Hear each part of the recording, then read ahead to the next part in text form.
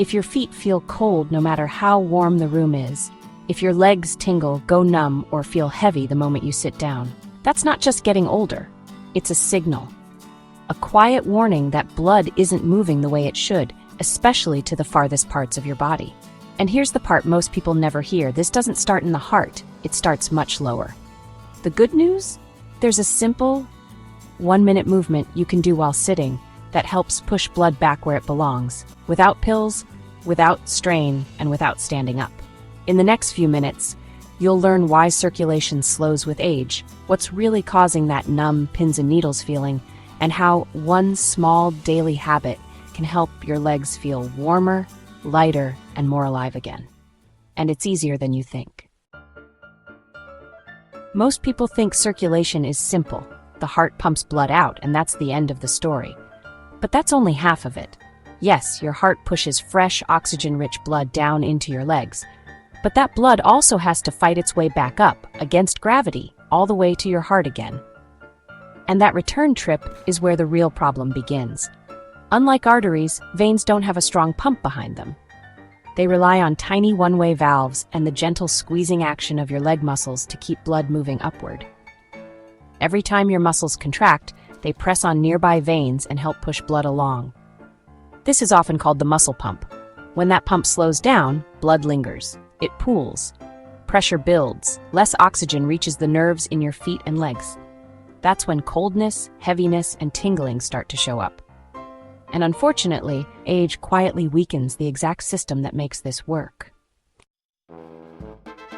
Here's what surprises a lot of people. You can eat well, you can walk every day, you can even have a strong heart and still feel cold, numb feet. That's because aging doesn't just affect the heart, it changes the inside of your blood vessels.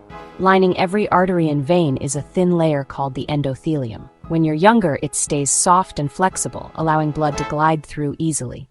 Over time, that lining stiffens. It doesn't relax as well, and blood flow becomes less smooth. One of its most important jobs is releasing a natural relaxer called nitric oxide. This substance helps blood vessels widen when your body needs more flow. As we age, less of it is produced. The vessels don't open the way they used to. This isn't a failure, it's a normal part of aging. But here's the part almost nobody talks about. Inside the veins of your legs are tiny one-way valves. Their job is simple: keep blood moving upward and stop it from slipping backward. When these valves are supported by regular muscle movement, they work beautifully. But when movement slows, especially during long periods of sitting, those valves struggle. Blood starts to drift downward and collect in the lower legs and feet. Not because something is wrong, but because gravity never takes a break. Sitting becomes the silent accelerant. The muscles that normally squeeze the veins stay relaxed, the muscle pump shuts down. Blood lingers longer than it should, pressure builds, and oxygen delivery drops. Nerves are extremely sensitive to low oxygen. When they don't get enough, they send distress signals: tingling, numbness, burning, or that heavy, swollen feeling that shows up late in the day. This isn't random, it's mechanical, which means the solution is surprisingly simple.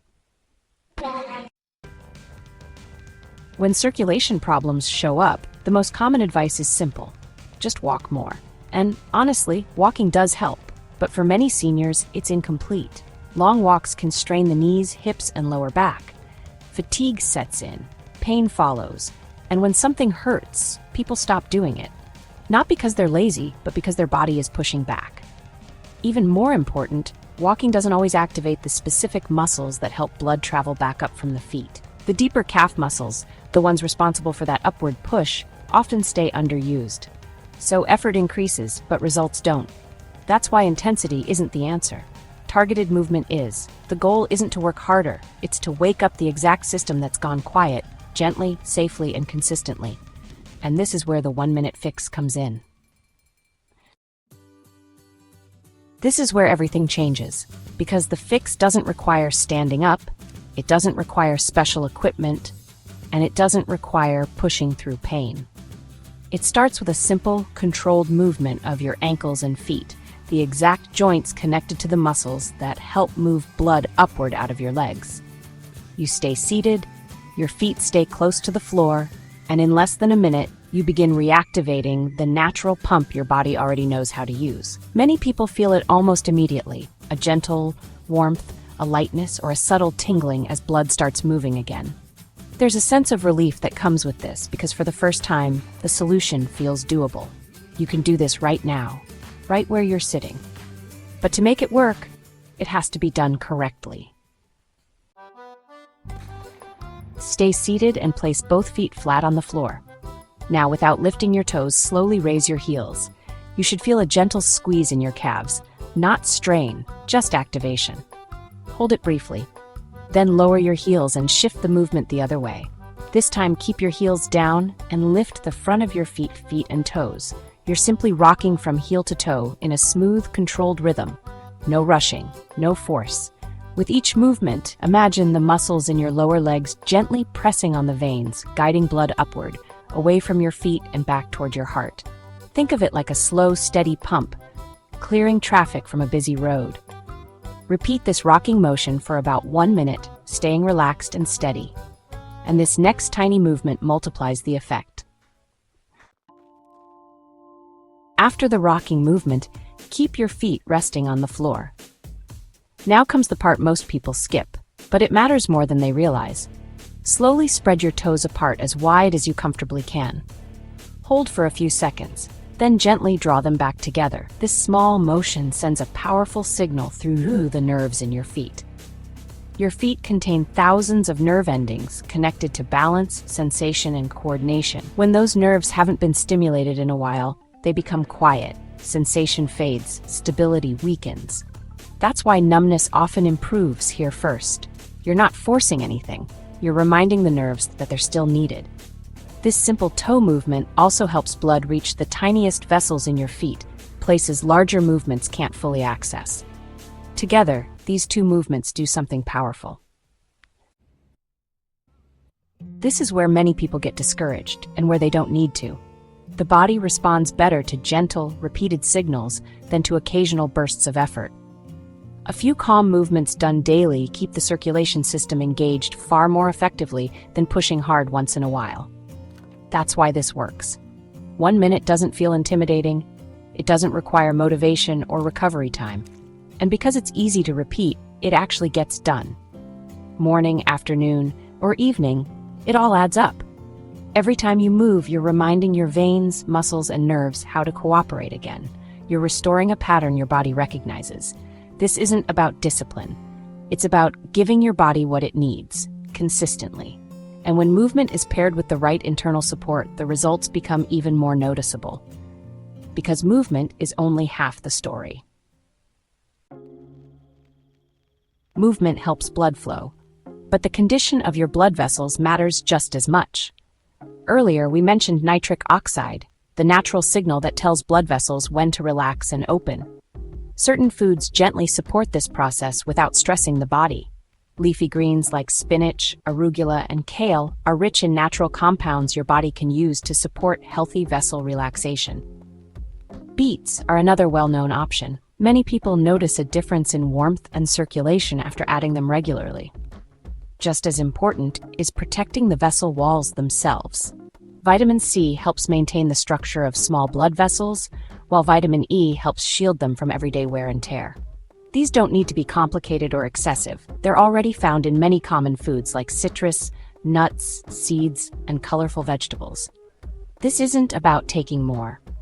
It's about supporting what's already there. And there's one spice people underestimate.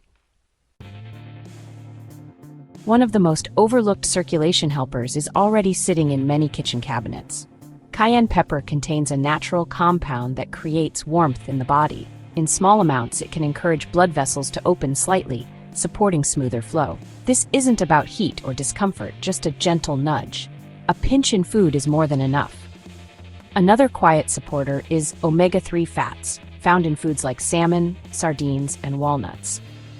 These fats help calm low-grade inflammation, which can otherwise make blood vessels less flexible over time. And then there's water. Even mild dehydration makes blood thicker and harder to move through tiny vessels. Sipping water regularly keeps circulation flowing more easily, especially to the feet. These small habits help, unless one common mistake cancels them out completely. Now let's talk about the mistake that undoes all of this. This isn't about doing something wrong. It's about doing something too long. Prolonged sitting is one of the biggest enemies of healthy leg circulation. When you sit for extended periods, the major blood vessels in the hips and thighs are gently compressed, and the muscle pump in your legs switches off. Blood slows, gravity takes over. Crossing your legs makes this worse. It presses directly on key veins, creating a bottleneck that limits flow to the lower legs and feet. Even tight clothing can play a role. Socks that leave deep marks, snug waistbands, or shoes that squeeze the toes all restrict the very pathways blood needs to move freely. None of this is intentional. It's just habit. But if nerves are already affected, when blood flow slows, nerves are often the first to complain. Nerves need a steady supply of oxygen and nutrients to send clear signals. When circulation becomes sluggish, that supply drops. The result is familiar: tingling, numbness, burning, or a dull, heavy sensation in the feet and legs. This doesn't automatically mean permanent damage. In many cases, it's a distress signal. The nerves are asking for better support. That's why improving circulation alone can bring relief. More oxygen means calmer nerve signaling. But nerves also need nourishment to function properly. So the solution becomes twofold: restore steady blood flow and support nerve health at the same time. This balanced approach is where real improvement often begins. And this is where most people supplement wrong. You know, a lot of people already take B vitamins and still feel numbness in their feet. That doesn't mean they're doing anything wrong. As we age, digestion changes. Stomach acid levels can drop, and the body just doesn't always break down or absorb nutrients as efficiently as it once did. So even when a vitamin is taken regularly, the body may not actually be using much of it. And this is why taking it isn't always enough. Some forms are simply easier for the body to work with than others, especially when digestion is a bit slower. When absorption is low, nerves don't get the support they're expecting, and those symptoms just linger. But this isn't a failure. It's really a mismatch. And the good news is, not every effective strategy comes in a bottle. There's also a completely free technique. Breathing doesn't just bring in oxygen, it also changes pressure inside your body. When you breathe deeply using your diaphragm, letting your belly rise instead of your chest, you create a gentle pressure shift between your abdomen and your chest. That shift helps guide blood upward from the lower body toward the heart. It's subtle, but powerful. You can picture it like this. Each slow breath creates a soft vacuum that assists the return of blood from your legs.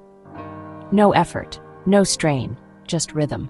This is why deep, relaxed breathing often makes people feel warmer and calmer at the same time. Circulation improves, and the nervous system settles. A few minutes a day can support everything you've already done with movement and nutrition, and gravity can help you if you use it correctly.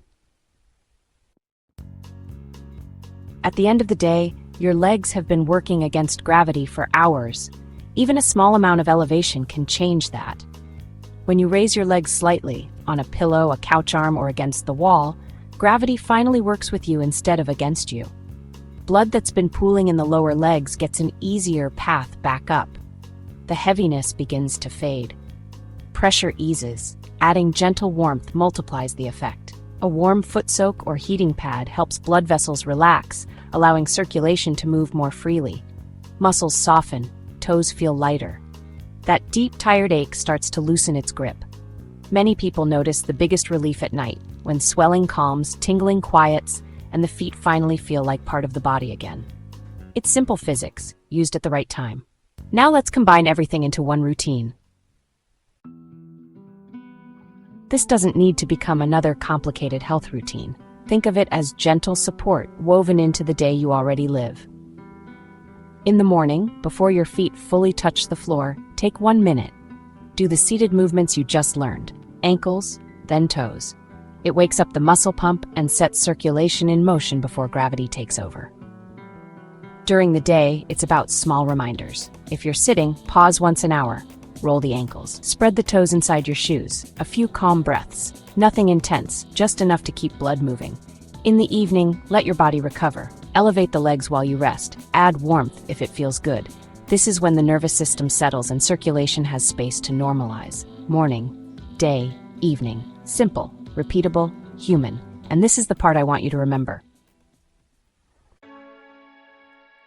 Cold feet, numbness, heaviness, these aren't failures of your body. They're messages, signals that circulation needs support, not punishment. That nerves need oxygen, not fear. And the encouraging truth is this: the body responds remarkably well to gentle, consistent care. Especially as we age. You don't need extreme workouts. You don't need complicated programs. You don't need to push through pain. 1 minute a day can be enough to remind your legs how to do what they were designed to do. So, start there. Try the movement today. Notice the warmth, the subtle changes. Let progress come quietly. And if this helped you, consider sharing your experience in the comments. Many others are dealing with the same symptoms, often in silence. Subscribe if you want to keep learning simple, realistic ways to support your body as the years go on. You're not broken, you're responding.